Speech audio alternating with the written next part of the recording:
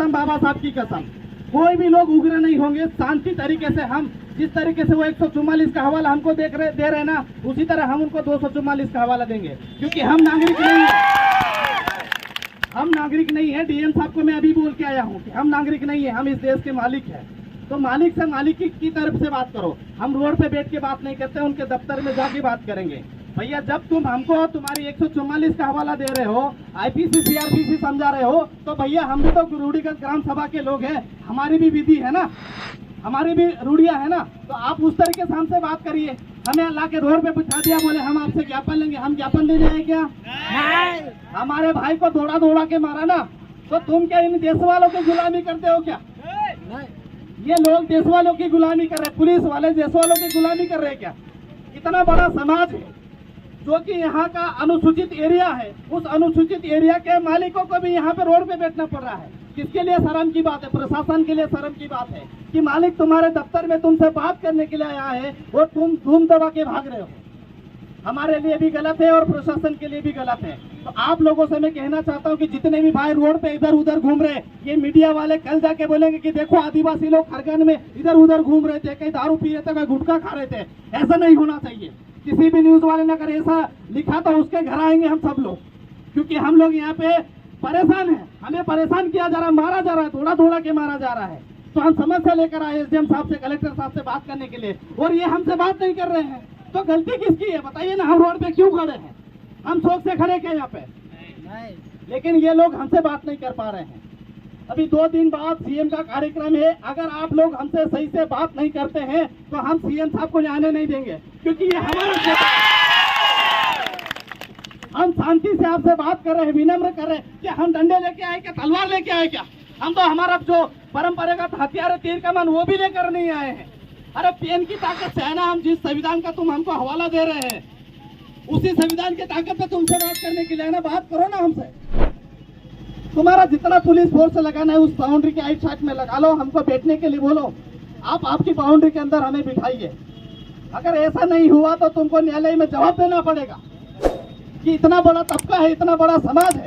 और सबसे मेन बात है कि हमारे यहाँ के जो विधायक है, जनप्रतिनिधि है, सांसद है, उनको भी शर्म आना चाहिए कि तुम्हारे समाज की तुम्हारी माता है, तुम्हारे भाई, तुम्हारे बड़े बुजुर्ग रोड पे बैठे भरी बरसात में, और पुलिस वाले उनको अंदर नहीं जाने दे रहे, डीएम साहब से बात नहीं करने दे रहे हैं।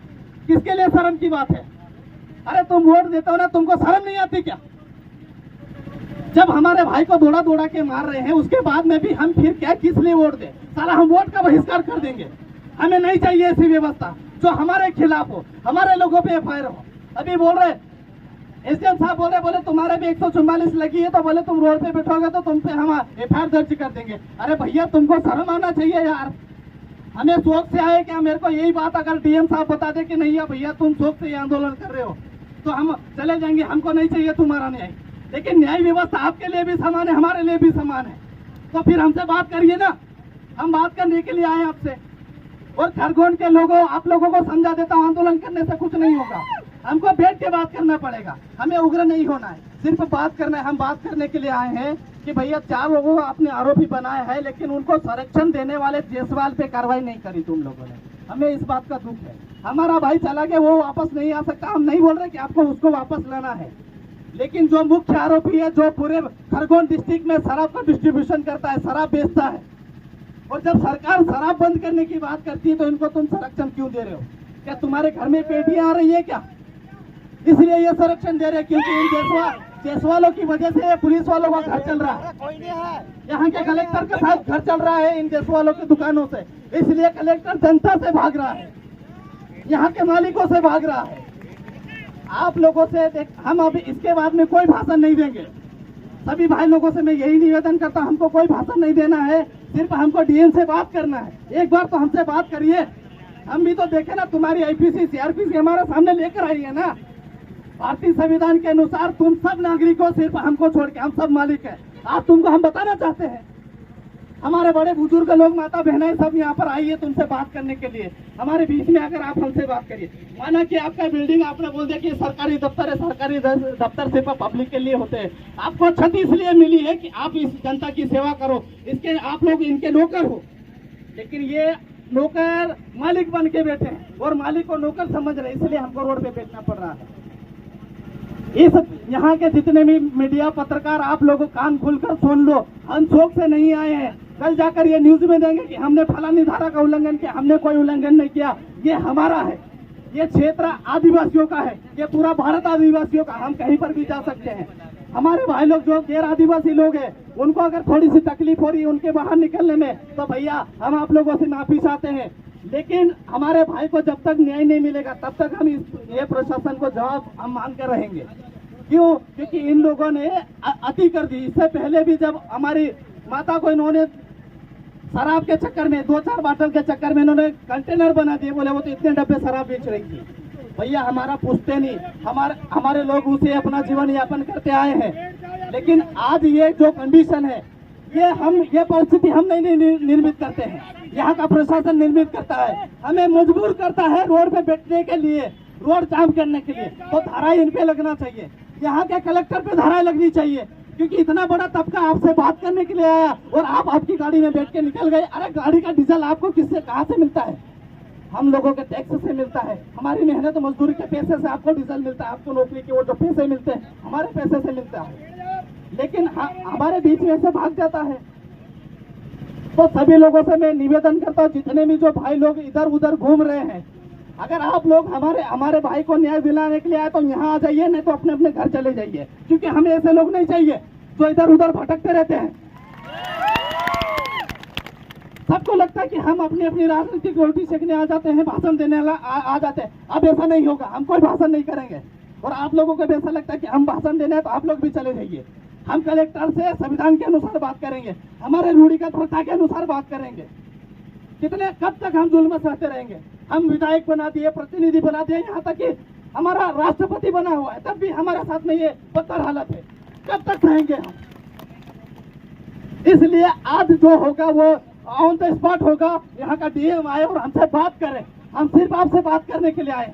हमारे किसी भी व्यक्ति के हाथ में पेन के सिवा कोई चाकू छुरी कुछ नहीं है। न्यूज वालों कान खोलकर सुन लो, हमारे सबके झोलेवाल में आपको संविधान की प्रतियां मिल जाएगी, संविधान की कॉपी मिल जाएगी। जिस संविधान से आप IPS IAS बने हो, आप आगे बात करो ना, हमसे बात करने के लिए आए हम, लेकिन ये नहीं आ रहे। इसलिए जब तक ये हमसे बात नहीं करेंगे हम शांति से बैठेंगे। सब सहमत हो ना? कोई अपने घर नहीं जाएगा। आप सबको टंटे भिल की कसम, बिरसा मुंडा की कसम, बाबा साहब की कसम, क्योंकि अगर आज हम चले गए तो ये फिर न्यूज में लिख देंगे कि आदिवासी आए थे, ज्ञापन देकर चले गए, 1 करोड़ की मांग थी, 2 करोड़ की मांग थी। अरे पैसे तो कल खत्म हो जाएंगे, लेकिन न्याय बहुत जरूरी है। संविधान व्यवस्था में हमें न्याय चाहिए और हम न्याय के लिए आए हैं। इसलिए हम चाहते हैं कि जितने भी भाई जो इधर उधर घूम रहे हैं यहाँ आकर बैठ जाए, और हम भी आपके साथ में सब बैठेंगे जब तक कलेक्टर नहीं आता। ठीक है, आज कलेक्टर नहीं आएगा, कल आएगा, कल नहीं आएगा, परसों आएगा। जब तक शिवराज सिंह चौहान भी आ रहा है यहाँ पे, हम बात करेंगे, बैठ के बात करेंगे। भैया तुम खुद संविधान का उल्लंघन कर रहे हो। 5वीं अनुसूचित क्षेत्र में तुमने हमारे यहाँ पे कार्यालय खोल के बैठे हो, सामान्य नागरिक का कार्यालय खोल के बैठे हो, और यहाँ के मालिकों से तुम बात नहीं करते हो, उनको तुम संरक्षण दे रहे हो और मालिकों को मजबूर कर रहे हो रोड पे आने के लिए। इसलिए आज हमारे बीच में बहुत सारे भाई जो आए हैं, जो संविधान से अच्छे परिपूर्ण है, संविधान की हर बात को जानते हैं, उसकी गहराई को समझते हैं। अगर हमें न्याय मिलेगा तो सिर्फ संविधान से मिलेगा, बाबा साहब के संविधान से मिलेगा। हमारे बुजुर्गों ने जो बड़ी बनाई है रूढ़ी प्रथा, उससे न्याय मिलेगा। ये लोग न्याय देने वाले नहीं है। ये ज्ञापन ले लेंगे और हमें भगा देंगे। हमारे अध्यक्ष महोदय को बोल देंगे, अरे कालू भैया के दफ्तर में मिलना। ऐसा काम अब नहीं चलेगा। सहमत होना भाई? दफ्तर में नहीं जाएंगे, बैठ के बात करेंगे। हम बैठ के बात करने के लिए आए। अगर किसी न्यूज वाले ने अगर लिखा कि हमने रोड को बाधित किया तो कल तेरे पे कार्रवाई होगी, कोर्ट में जवाब दे देना, क्योंकि आज असली मालिक आपसे बात कर रहे हैं। आप बात करिए, हम आप लोगों से भी बात करना चाहते हैं कि आप हमारी बात को समझिए, हमारी गहराई को समझिए, हमारे दुख को समझिए। लेकिन ये लोग हमारे दुख दर्द को नहीं समझते, क्योंकि हम इनको पैसा नहीं दे पाते। भाई हमारे पास देने के लिए कुछ नहीं है, क्योंकि सब तो तुमने छीन लिया। हमारे जमीनों पर रोड बना दिए, हमारे जमीनों पे तुमने ये पत्थरों की इमारतें खड़ी कर दी। हमारे पास बचा ही क्या है? थोड़ा बहुत बचा है, उसको भी तुम हमसे छीन रहे हो। अरे महुआ बेच के हम अपना जीवन यापन करते हैं, उसको भी तुम एनर्जीएस वालों को दे दिया। अब हमारे पास बचा क्या है? उसमें भी तुम हमारे लोगों को दौड़ा दौड़ा के मार रहे हो। और जब तुमसे हम न्याय की गुहार लगा रहे हैं तो तुम भाग जाते हो अपने दफ्तरों से।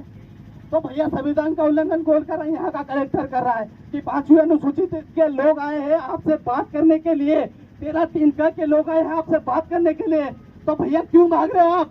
बात करो ना।